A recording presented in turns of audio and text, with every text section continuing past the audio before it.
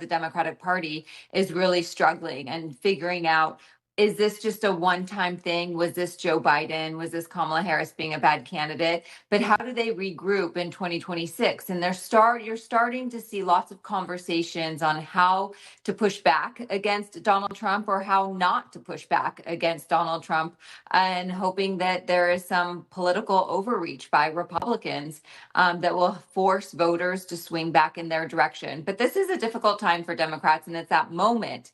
We're in that moment where there's not a lot of clarity moving forward. Mayor de Blasio, can you answer that question? How do they regroup, both in terms of candidates and strategy for 2026, 2028? Well, first, I got to tell you, I've talked to Democrats all over the country, and I'm very struck by how purposeful they are about regrouping, because even though it does sting intensely, we saw the possibility we were going to be defeated this time. We didn't see it coming in 2016. And I think people were more ready for it. We understand a lot about how to confront the excesses of Donald Trump. So, one, I think there's a kind of roll up your sleeves, we got work to do reality that a lot of people are feeling. That's a good thing. But second, let's be honest. We've got to be more honest. Part of what happened here is the American people were pissed off that they felt the Democratic Party was covering for Joe Biden. They were already upset with Joe Biden on a substantive level, not always fairly, but they were on things like inflation, and people are hurting.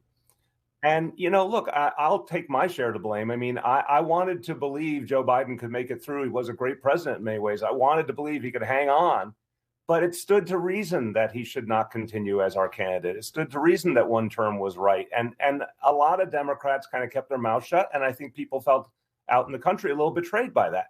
So this time, why don't we be the party of bluntness and authenticity? Why don't we take ironically, a page from Donald Trump's book and be a little blunter and a little less worried about diplomatic language?